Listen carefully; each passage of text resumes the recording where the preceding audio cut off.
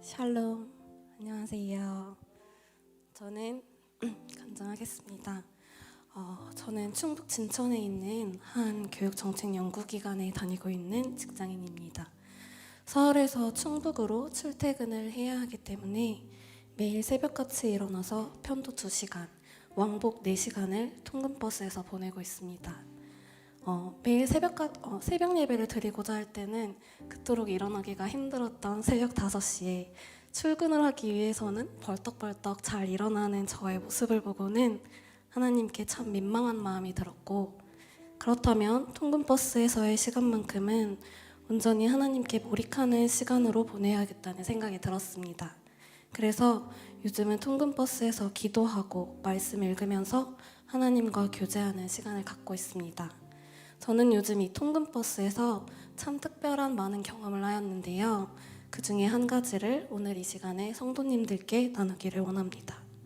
지난주 월요일 통근버스를 타고 출근하며 마태복음을 읽고 묵상하는 중이었습니다. 여러분들도 다 알고 계시는 열처녀 비유와 예수님께서 겟세마네 동산에서 기도하시는 내용의 말씀입니다. 신랑이 더디 오시니 슬기로운 5처녀도 미련한 5처녀도 다 졸고 있고 예수님과 함께 기도하러 간 제자들도 다 졸고 있으므로 예수님께서는 계속하여 깨어 있어야 한다라고 말씀하셨습니다. 이 말씀을 읽고 영적으로 졸고 있음과 깨어 있음에 대해 묵상하게 되었고, 기도하려고 눈을 감자마자 순간적으로 제 안에 아주 선명한 한 장면 속으로 빨려 들어가게 되었습니다. 그곳은 지하철의 한 칸인 것 같았고 긴 의자들이 있었습니다. 많은 사람들이 일정한 간격을 두고 떨어져 있었으며, 이상하게도 사람들이 의자에 앉아 있는 것이 아니라 의자 아래, 그것도 누워서 잠자고 있는 모습이 보였습니다. 마치 느낌은 마약거리에서 마약하는 사람들이 아무렇게나 널브러져서 누워져 있는 모습, 그런 느낌이었습니다.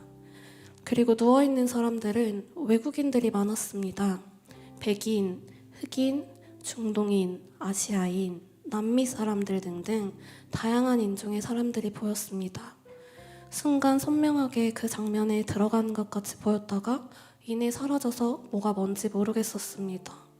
아이고 주님께서 보여주신 환상이 맞나요? 이게 무엇을 뜻하는 것인가요? 라고 한 주 동안 여쭤보는 시간을 가졌습니다. 성령님께서는 주일 예배 시간에 목사님의 설교 말씀을 통해 제가 보았던 환상에 대해 해석을 주셨습니다. 담임 목사님께서 제가 통근버스에서 묵상했던 동일한 말씀으로 깨어 기도하라, 함께 기도하라, 사명을 위해 살라 라는 소제목으로 설교 말씀을 전해주셨는데요.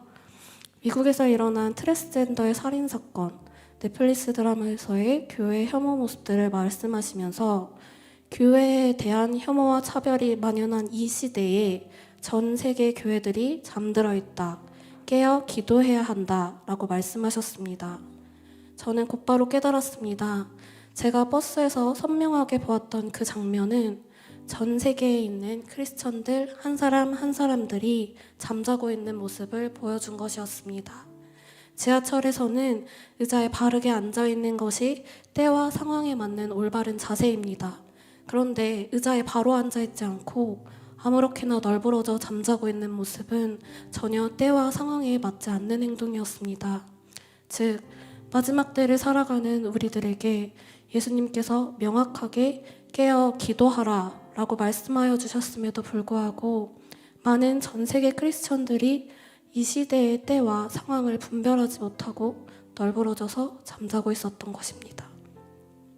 그렇다면 이 장면을 저에게 조명하여 주신 이유는 무엇입니까? 하고 마음속으로 여쭤보며 설교 말씀을 들었습니다. 이내 성령님께서는 또 설교 말씀을 통해 저에게 말씀하여 주셨습니다. 목사님께서 청년들과 함께 힘차게 찬양을 불렀을 때 목사님의 심령 가운데도 큰 불이 일어났음을 고백하시며 예수님께서 제자들에게 함께 깨어있으라고 하신 것 같이 우리도 함께 기도하는 것이 중요한 것을 알려주셨습니다. 이때 제 심령 가운데서도 큰 불이 일어났습니다. 내게 부어진 하나님의 뜨거운 사랑, 성령님의 뜨거운 그 불을 잠들어 있는 크리스천들에게 옮겨야겠다라는 마음이 불꽃같이 일어난 것입니다. 이미 복음을 알고 주님이 살아계심을 믿는 자들조차도 세상의 영에 취해서 마음이 둔하여지고 잠자고 있는 자들이 많았음을 알려주셨으니 지금 내 안에 내주하시는 소멸하지 않는 성령의 불을 졸고 있는 크리스천들에게 전달하는 자가 되어야겠다. 내 안에 있는 불씨를 꺼뜨리지 않도록 계속하여 기름을 준비하여야겠다 라는 마음의 소원이 부어졌습니다. 그리고 이것을 기도 시간에 입술로 선포하였습니다. 주님, 제게 있는 성령의 불씨를 키워 잠자는 크리스천들에게 불을 옮기는 자가 되겠습니다. 제 안에 있는 뜨거운 불씨를 꺼뜨리지 말아주세요.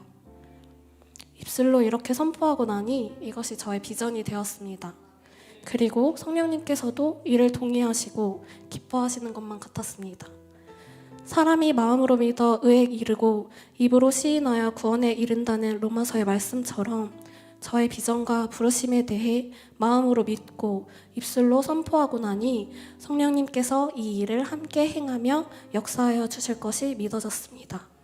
이것이 저에게 지하철의 한 장면을 조명하여 주신 이유임을 저절로 깨닫게 되었습니다. 전혀 생각지도 못했던 새로운 비전을 부어주심에 감사하며 예배 시간 내내 감격의 눈물을 흘릴 수밖에 없었습니다. 지금까지 저의 비전은 안 믿는 사람들을 대상으로 한 비전이었습니다. 하지만 이제 저의 비전이 확장되었습니다. 바로 하나님이 살아계심을 알고 교회에서 예배를 드리는 자들이지만 세상의 영의 영향을 받아서 마음이 둔하여진 잠자고 있는 크리스천에 대한 비전이 새롭게 생긴 것입니다.